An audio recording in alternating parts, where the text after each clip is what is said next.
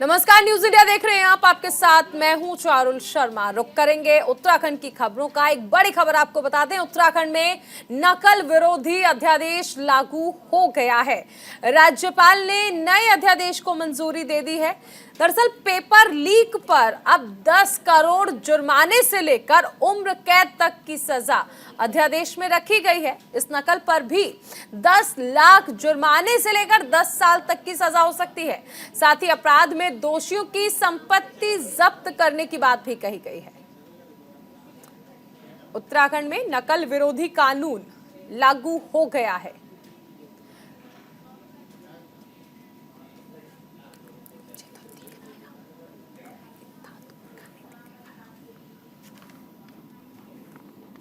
ये ट्वीट मुख्यमंत्री की ओर से किया गया। हमारी सरकार द्वारा भेजे गए देश के सबसे सख्त नकल विरोधी कानून के अध्यादेश को माननीय राज्यपाल जी के द्वारा त्वरित रूप से स्वीकृत किए जाने पर हार्दिक आभार।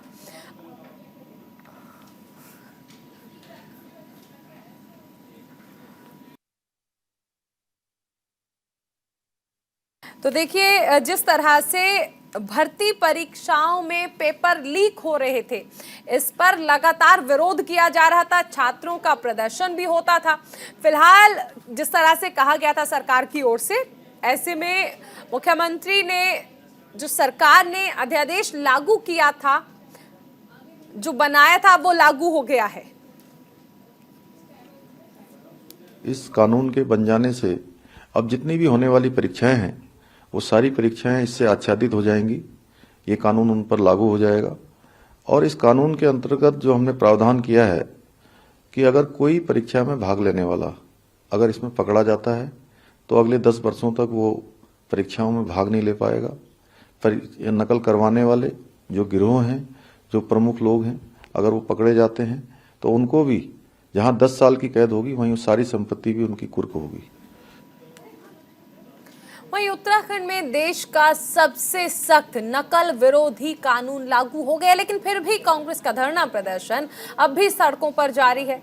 वहीं उपनेता प्रतिपक्ष भुवन कापड़ी का कहना है कि धामी सरकार आखिरकार किसको बचाना चाह रही है। उन्होंने बेरोजगार छात्रों पर 307 की धाराओं में लगाए गए मुकदमे के विरोध में कहा कि हमने सरकार को आड़े हाथ लिया है।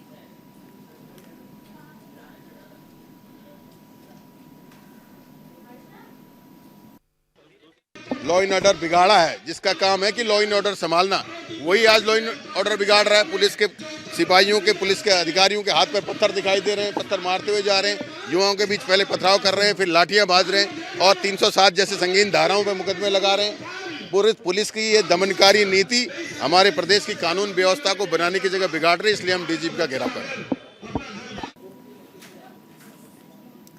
वहीं देहरादून में मुख्यमंत्री पुष्कर सिंह धामी ने छात्र आंदोलन के बहाने राजनीति करने वाले दलों पर प्रतिक्रिया देते हुए कहा कि ये बात हम पहले से ही कह रहे थे कि कुछ राजनीतिक संगठन अपनी राजनीतिक जमीन पहले से खो चुके हैं। वही पार्टियां अब छात्र और छात्राओं को आगे करके उनके कंधे पर बंदूक रखकर, जैसा कि हमने कल देखा कि ऐसे लोग कल छात्रों के बीच आ गए और बीच में आकर जिस तरह से पत्थर फेंके और आंदोलन को हिंसात्मक रूप दिया, ये निश्चित ही दुर्भाग्यपूर्ण है।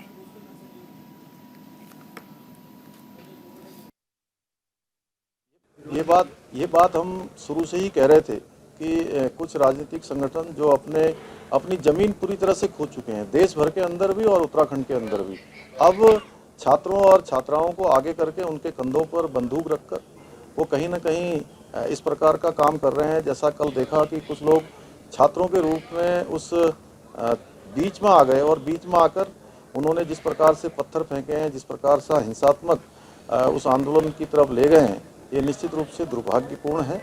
और ऐसे लोग जो अनावश्यक रूप से आए हैं, निश्चित रूप से हम उनके बारे में हमारा प्रशासन देखेगा कि ये कौन लोग हैं। उत्तराखंड में चल रहे पेपर लीक मामले पर कांग्रेस नेता और पूर्व सीएम हरीश रावत का ट्वीट सामने आया। उन्होंने सरकार का विरोध करते हुए अपने ट्वीट में लिखा कि हर जोर जुल्म की टक्कर में संघर्ष हमारा नारा है। जो हमसे टकराएगा वो चूर चूर हो जाएगा। नौजवानों पर हो रहा अत्याचार हम नहीं सहेंगे।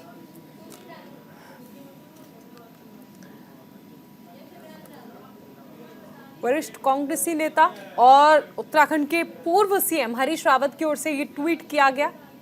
कल जिस दौरान प्रदर्शन हो रहा था छात्रों का, वो भी अनशन पर थे और ऐसे में उन्होंने स्पष्ट करा कि जो हमसे टकराएगा वो चूर चूर हो जाएगा।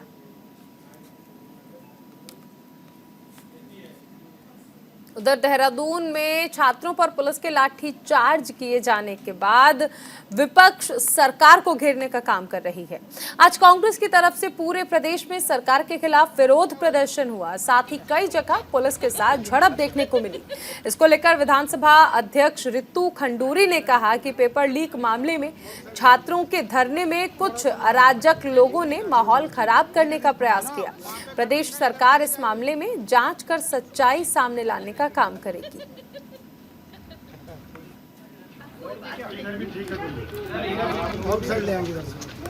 थोड़ा सा ले आएंगे, ठीक नहीं? अच्छा चलो ठीक है। सुनो, वहाँ पे कटनी है ना, इधर से ले जाओगे।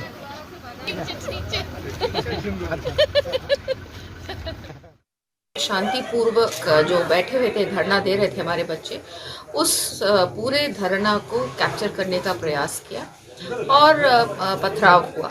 लोकतांत्रिक देश है, डेमोक्रेटिक कंट्री है, इसमें हर व्यक्ति को अपना वक्तव्य रखने के लिए, अपनी बात रखने के लिए आज़ादी है और वही हमारे बच्चे कर रहे थे।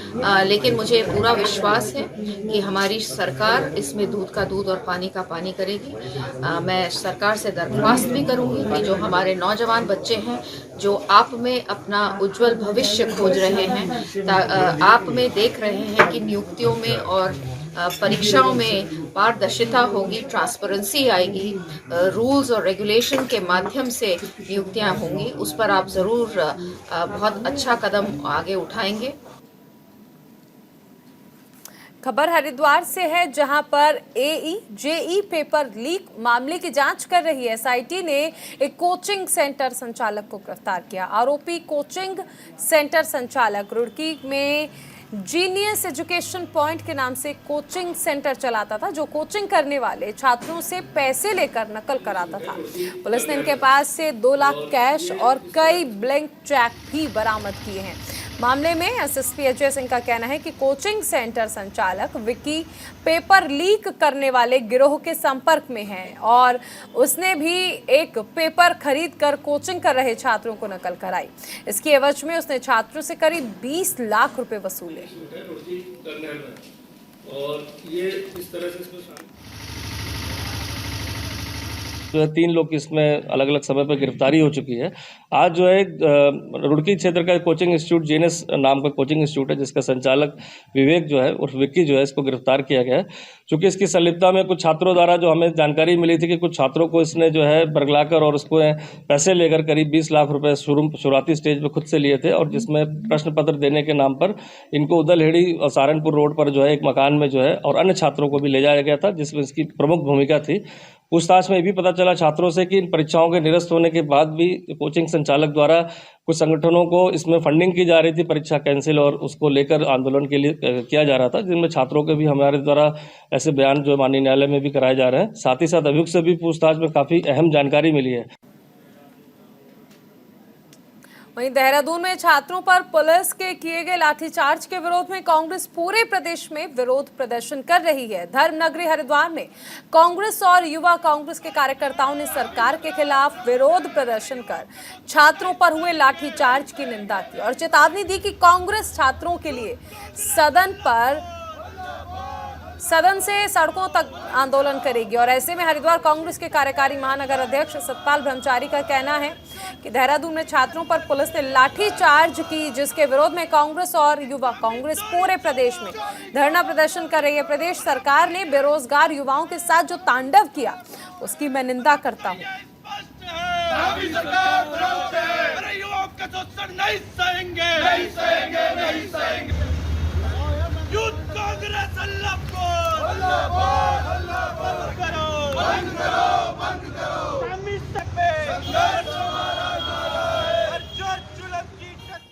आंदोलन धरना प्रदर्शन कांग्रेस की ओर से किया जा रहा है। युवा कांग्रेस, बड़ी कांग्रेस, कांग्रेस के अन्य जो संगठन हैं, सबके द्वारा पूरे उत्तराखंड में आज सभी जगह कांग्रेस धरना प्रदर्शन कर रही है। इससे कल इस सरकार ने नौजवान बेरोजगार युवाओं के साथ इतना जो तांडव किया है उसकी मैं निंदा करता हूँ।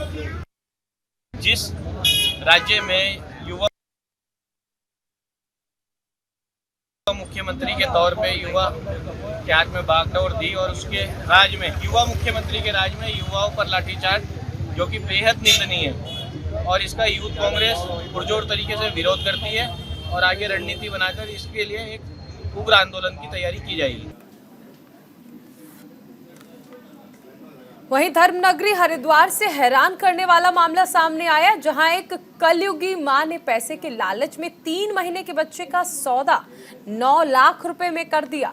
मामले में पुलिस ने कार्रवाई करते हुए मां सहित 4 लोगों को गिरफ्तार किया। साथ ही बच्चे के साथ ही 9 में से 5 लाख रुपए बरामद किए हैं। मामले में एसएसपी अजय सिंह का कहना है कि कनखल थाना इलाके में गुप्त सूचना के आधार पर यह कार्रवाई की गई है।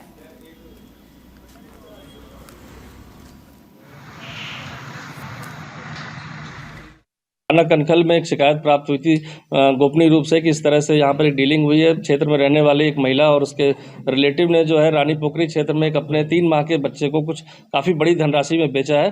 जिसकी प्राथमिक जांच इंस्पेक्टर द्वारा की गई और जब ये पाया गया कि तथ्य सही थे तो उससे पूछताछ के लिए इसमें 4 लोग को लाया गया, जिसमें यह पूरा मामला पता चला कि जो 3 माह का जो बच्चा था उसको उन्होंने सौदा किया था 9 लाख में एक बिचौलिए के माध्यम से, और एक दंपत्ति जिनके पास बच्चा नहीं था उनको मेल बच्चे की आवश्यकता थी तो उन्होंने इस बच्चे को लिया था।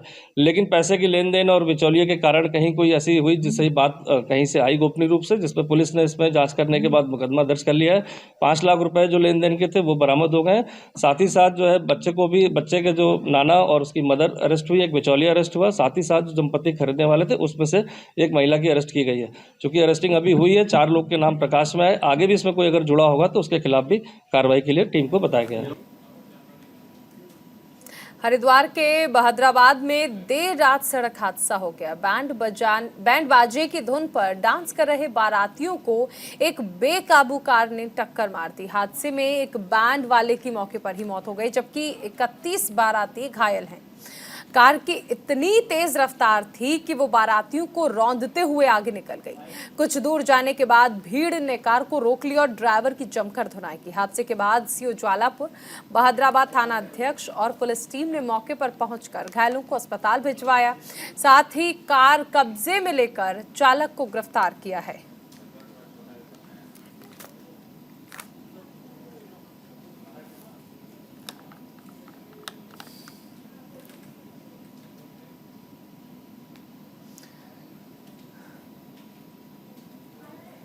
देखिए हरिद्वार का ये मामला, जहां पर एक बेकाबू कार ने बारातियों को कुचल दिया।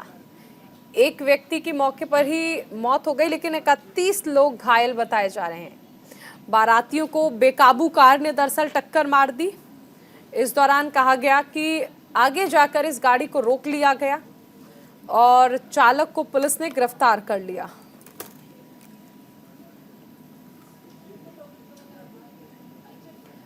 चमोली में बीजेपी की 2 दिवसीय जिला कार्य समिति का समापन समारोह हुआ। समारोह में कैबिनेट मंत्री धन सिंह रावत ने हिस्सा लिया।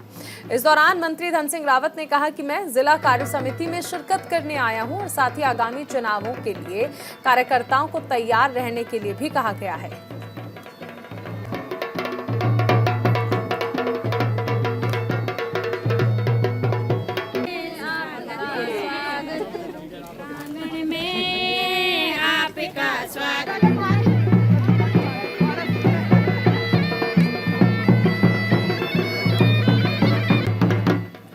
चमोली जिले की कार्य समिति में आ रखे हैं और इस कार्य समिति के माध्यम से मैं आप सब लोगों को बताना चाहता हूं कि हमारे जो माननीय विधायक हैं आगे, जब मैं पिछले 3 महीने पहले आया था तो उन्होंने यहाँ पे एक उप जिला चिकित्सालय की डिमांड हमसे की थी।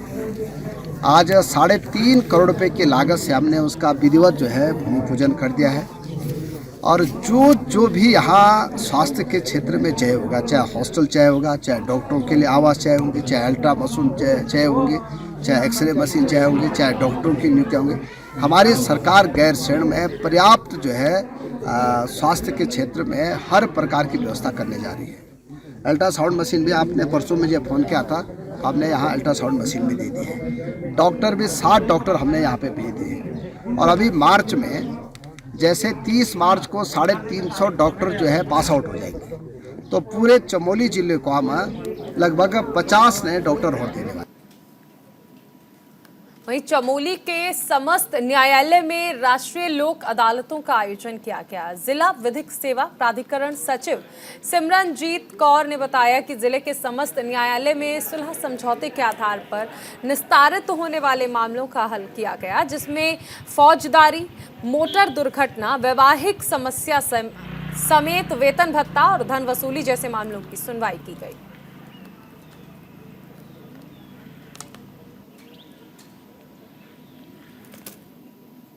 हमारी जो इस बार की राष्ट्रीय लोक अदालत है वो 11 फरवरी को है और इसमें जो हमारे ज़्यादातर शम्य प्रकृति के वादों का निस्तारण किया जाता है।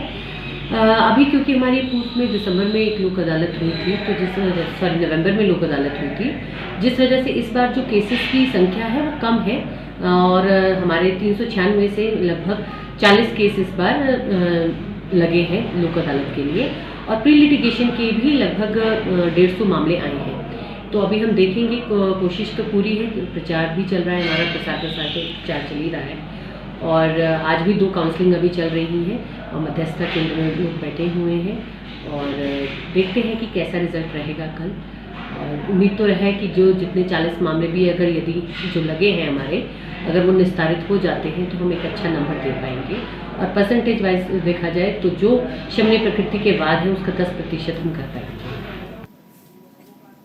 वहीं बेरीनाग में नमामि गंगे की स्वच्छ गंगा अभियान के तहत एसडीएम अनिल कुमार शुक्ला की अध्यक्षता में बैठक हुई। बैठक में जनप्रतिनिधियों, व्यापार मंडल पदाधिकारी और स्थानीय जनता ने 3 घंटे की स्वच्छता जागरूकता के संबंध में बात की, जिसमें एसडीएम अनिल कुमार शुक्ला ने निर्देशित किया कि 3 घाटों में शव के दाह करते समय अधजली लकड़ियां, अधजले शव को छोड़ने, पुराने कपड़े और कफन को छोड़ने वालों पर अब तहसील प्रशासन कड़ी कार्रवाई करेगा और घरों के गंदा पानी राम गंगा नदी में न डालने की बात भी कही।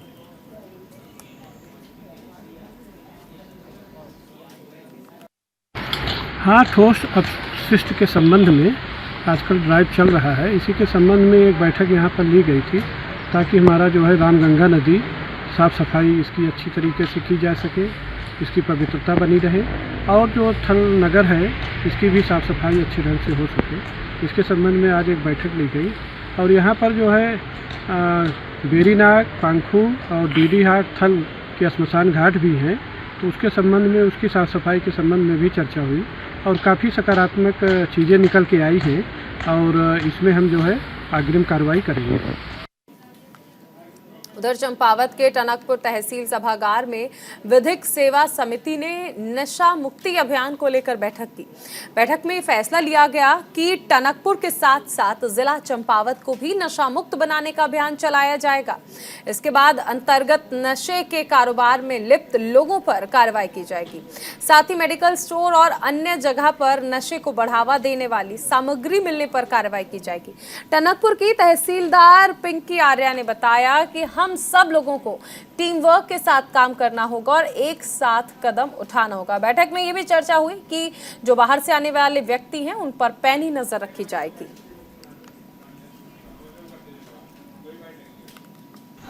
माननीय उच्च न्यायालय जो माननीय हमारी राज्य विधिक सेवा प्राधिकरण है, उनके दिशा निर्देशानुसार हमारी तहसील विधिक सेवा समिति के अंतर्गत एक नशा मुक्ति कमेटी का गठन किया गया है। तो इसी के क्रम में नशा मुक्ति कमेटी की आज हमारे एक मीटिंग का आयोजन किया गया, जिसका मेन ऑब्जेक्टिव ये था कि नशे को जितना हम कम से कम कर पाएँ, जो भी नशे की प्रवृत्ति दिन पर दिन बढ़ती जा रही है उसे रोकने का पूरा प्रयास करें और एक टीम वर्क के साथ में हम इस काम को आगे बढ़ाएं। तो इसमें अध्यक्ष महोदय द्वारा हमें निर्देश दिए गए कि जो भी कमेटी के मेंबर्स हैं ये संयुक्त रूप से पर मंथ ड्राइव चलाते हुए मेडिकल स्टोर्स में और अन्य जगह पर भी जहां पर भी नशा करते हुए कोई लोग मिलते हैं या नशे को बढ़ावा देने से रिलेटेड कोई भी चीज़ों को की प्रवृत्ति को बढ़ाया जा रहा है तो उसको रोकने का पूरा प्रयास करें। वहीं पुलिस अधीक्षक स्वप्न किशोर सिंह ने कोतवाली रुड़की का अर्धवार्षिक निरीक्षण किया और इस दौरान एसपी देहात ने पुलिसकर्मियों को जरूरी निर्देश दिए, साथ ही शस्त्रों की भी जांच की। एसपी देहात स्वप्न किशोर सिंह ने बताया कि निरीक्षण के दौरान सभी व्यवस्थाएं दुरुस्त मिली, वहीं जहां थोड़ी बहुत कमियां देखने को मिली उन्हें सही करने का निर्देश दिया गया।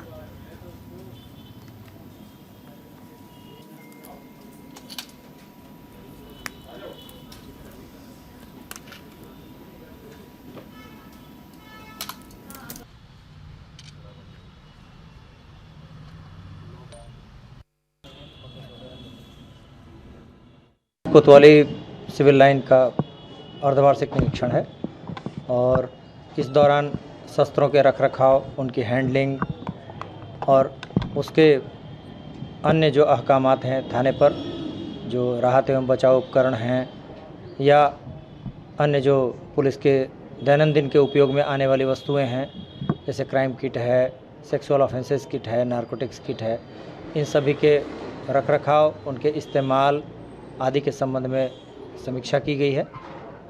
साथ ही अभी विवेचनाओं और लंबित जांच प्रार्थना पत्रों की भी समीक्षा की जाएगी। जो अभिलेख रखे जाते हैं थाने में, उन अभिलेखों का भी अपडेटेड हैं या नहीं हैं, उनमें और क्या बेहतर तथ्यों का समावेश हो सकता है, ये सभी चीज़ों की जानकारी ली जाएगी। वहीं हरिद्वार ऋषिकेश नेशनल हाईवे पर केंद्रीय भंडारण निगम के भंडार गृह में अचानक आग लग गई। देखते ही देखते आग की लपटों ने विकराल रूप ले लिया। धमाकों की आवाज से आसपास के लोगों में दहशत फैल गई। सूचना मिलते ही मौके पर पहुंचे दमकल कर्मियों ने बमुश्किल आग पर काबू पाया। बता दें कि भंडार गृह में खड़ी एक जेसीबी भी जल गई, लेकिन अभी आग लगने के कारणों का पता नहीं चल पाया है।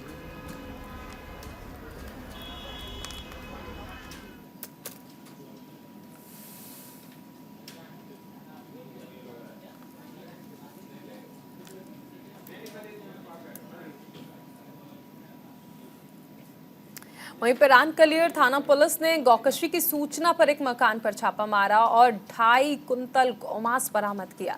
साथ ही गौकशी में शामिल एक महिला को गिरफ्तार किया गया, जबकि 2 आरोपी महिलाओं का पति और देवर फरार होने में सफल रहा। पुलिस ने तीनों के खिलाफ मुकदमा दर्ज कर लिया है।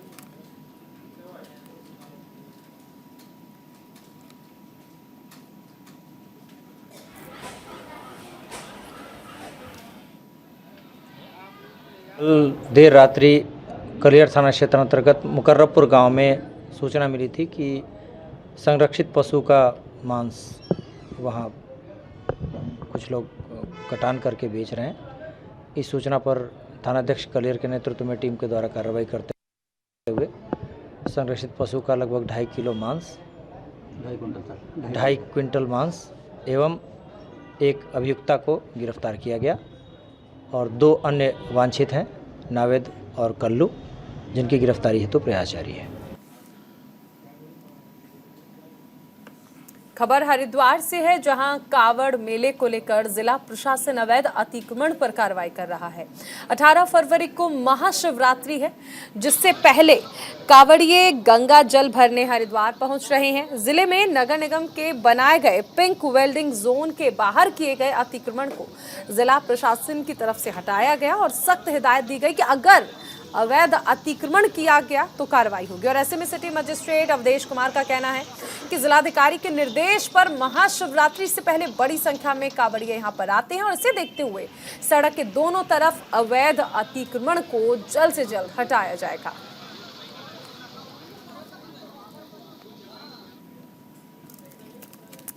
और इसी के साथ इस बुलेटिन में फिलहाल इतना ही। आप बने रहिए न्यूज़ इंडिया के साथ।